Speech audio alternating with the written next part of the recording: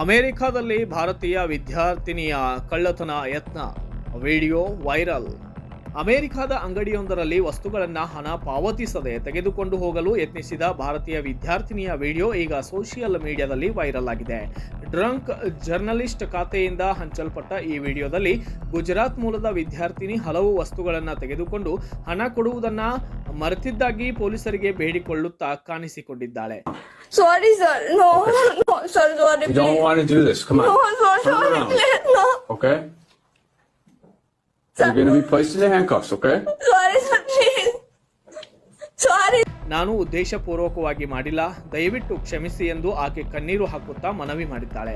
ಆದರೆ ಪೊಲೀಸರು ಕ್ಷಮೆ ಕೇಳುವುದರಿಂದ ಪ್ರಯೋಜನವಿಲ್ಲ, ಕಾನೂನು ತನ್ನ ಕೆಲಸ ಮಾಡುತ್ತದೆ ಎಂದು ಹೇಳಿ ಕ್ರಮ ಕೈಗೊಂಡಿದ್ದಾರೆ. ಈ ಘಟನೆಯ ಬಗ್ಗೆ ನೆಟ್ಟಿಗರು ತೀವ್ರ ಟೀಕೆ ವ್ಯಕ್ತಪಡಿಸಿದ್ದು, ವಿದೇಶದಲ್ಲಿ ಭಾರತೀಯರ ಗೌರವ ಕಳೆದುಕೊಳ್ಳುವುದಂತೆ ವಿದ್ಯಾರ್ಥಿಗಳು ಎಚ್ಚರಿಕೆಯಿಂದ ಇರಬೇಕು ಎಂದು ಸಲಹೆಯನ್ನು ನೀಡಿದ್ದಾರೆ. Bureau report, Kannada Janashri news.